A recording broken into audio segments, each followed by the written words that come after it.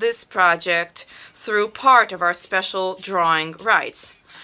At the same time, it is incumbent upon us to persevere in our efforts to achieve economic recovery. This is the thrust of the New Deal for Africa, which was an outcome of the 18th of May summit in Paris on financing for African economies. Thanks to the consensus that prevailed at the G20, the first goal of the summit was achieved with an allocation, a historic allocation of special drawing rights to the tune of $650 billion. I applaud the diligent approach of Madam Kristalina Georgieva, Director General of the IMF, in achievement of this consensus. Africa thereby was able to have its share of $33 billion to shore up our health-related resilience, partly mitigating the impact of the crisis and launching our economic recovery. This is a significant step forward, which should be welcomed. And yet, in the light of the tremendous consequences from the crisis, Africa needs additional financing of at least $252 billion by 2025. This is necessary to mitigate the fallout and to shore up our economic recovery. Let us thus work together to achieve the second goal of Paris. That is, to reallocate for African countries, in line with the modalities to be agreed upon, to reallocate $67 billion mobilized on the consenting SDR shares of wealthy consenting countries to achieve the agreed upon 100 billion threshold. We can achieve this by maintaining transparent and trust-based dialogue, which is already underway.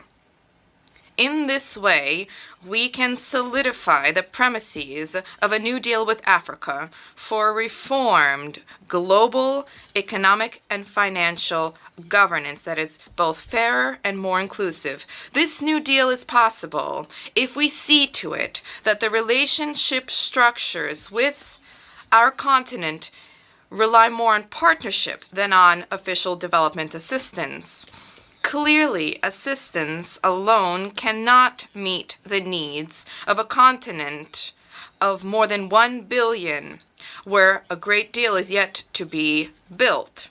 Beyond domestic efforts, the Africa of aspirations particularly needs access to adequate concessional and mixed resources in the form of loans to finance the sectors which are vital for its economic growth.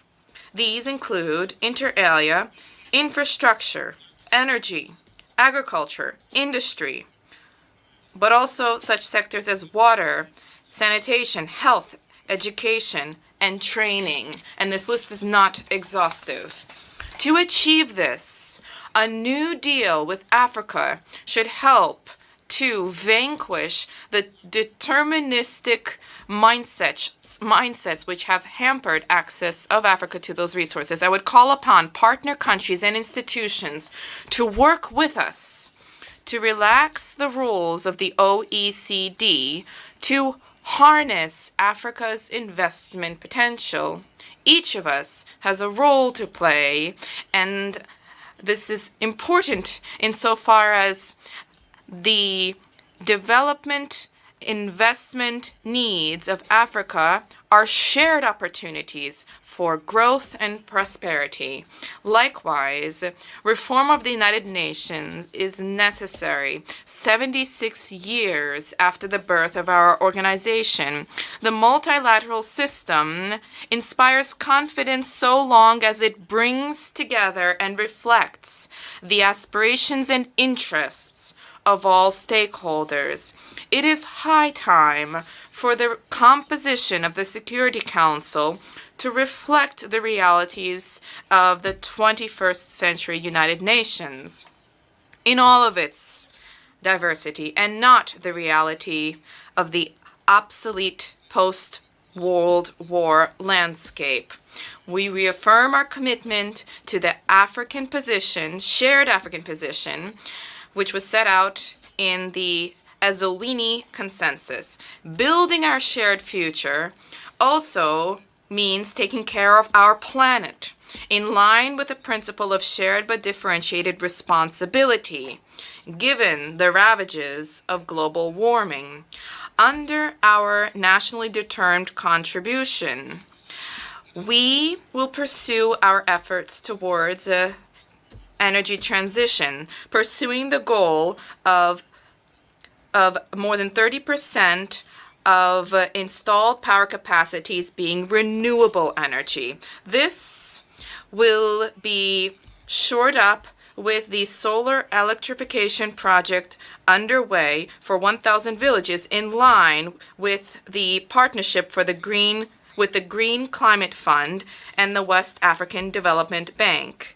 Ultimately, thanks to the gas to power strategy, we are seeking to achieve the goal of 100% clean energy with the forthcoming use of gas resources. However, our country cannot achieve an energy transition, cannot abandon polluting practices, and eschew the polluting practices of industrialized nations without a viable, fair, and equitable alternative.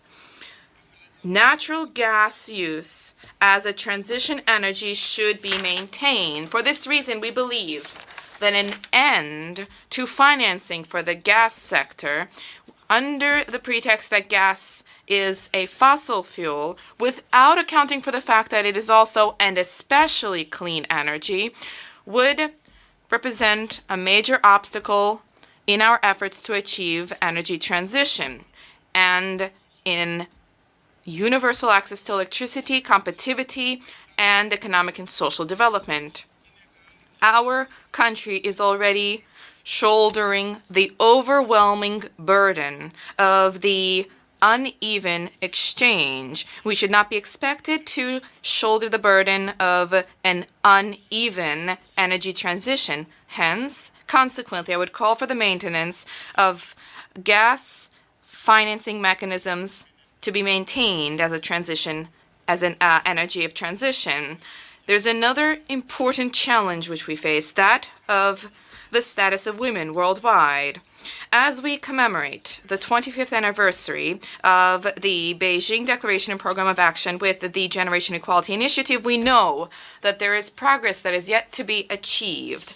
However, we appreciate particularly the long road between us and the goal of eliminating all forms of inequality, discrimination, and violence against women and girls.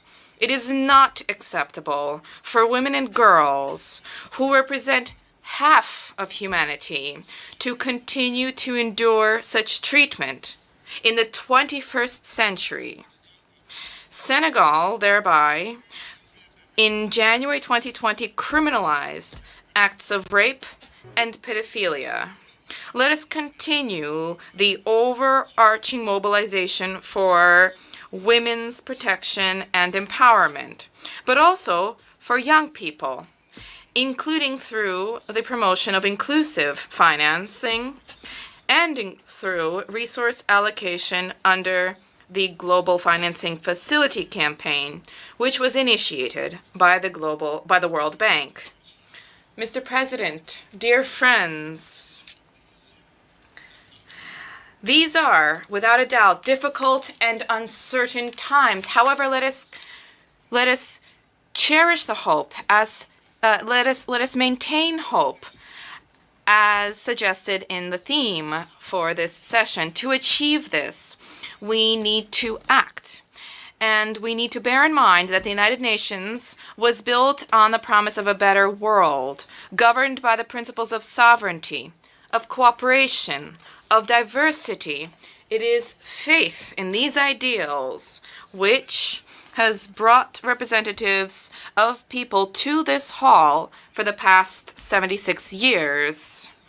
Consequently, every blow to sovereignty, every blow to cooperation and to diversity represents a blow to our shared ideals, a blow to our reason for being here. A world weary of the blight of war, of isolationism, environmental destruction, and material servitude is headed for a fall. The promise of a better world for all can bloom in the soil of dialogue and mutual respect.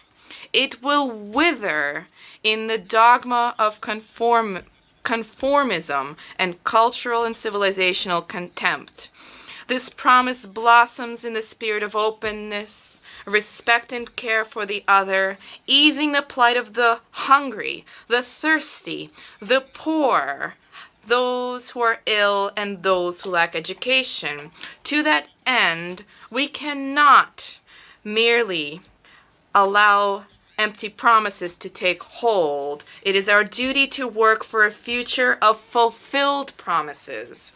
This future requires that we lay down our weapons, that we stand in stronger solidarity, that we protect our environment, that we cultivate our shared values, that we accept and respect our differences by abandoning civilizational dicta. Thereby, let us bring forth the world of our dreams, a world of peaceful coexistence, a better world for all. I wish every success for the 76th session of the General Assembly. Thank you. On behalf of the General Assembly, I wish to thank President of the Republic of Senegal for the statement just made, and I request the protocol to escort His Excellency.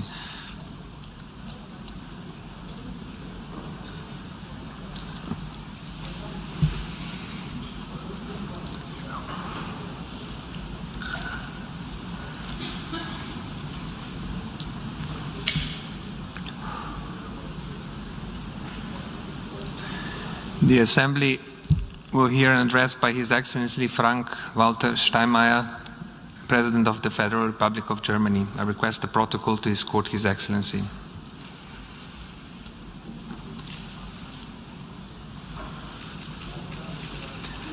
On behalf of the General Assembly, I have the honor to welcome to the United Nations His Excellency Frank-Walter Steinmeier, President of the Federal Republic of Germany, and invite him to address the Assembly.